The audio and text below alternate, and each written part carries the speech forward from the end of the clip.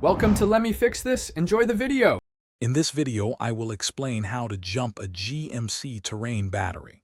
First, always prioritize safety by wearing gloves and eye protection. Make sure both your Terrain and the donor vehicle are completely turned off and in park or neutral. Position the donor vehicle so it's close enough for the cables to reach, but ensure the vehicles are not touching each other. This prevents any accidental short circuits. Now let's connect the jumper cables.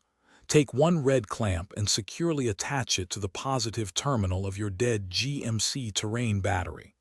Next, connect the other red clamp to the positive terminal of the working donor battery. Then, take one black clamp and attach it to the negative terminal of the donor battery. Ensure all connections are firm and secure.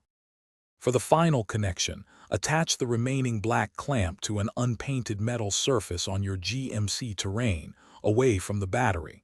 This creates a good ground. Once all cables are connected, start the donor vehicle and let it run for about 5 to 10 minutes. This allows some charge to transfer. After this, try starting your GMC Terrain.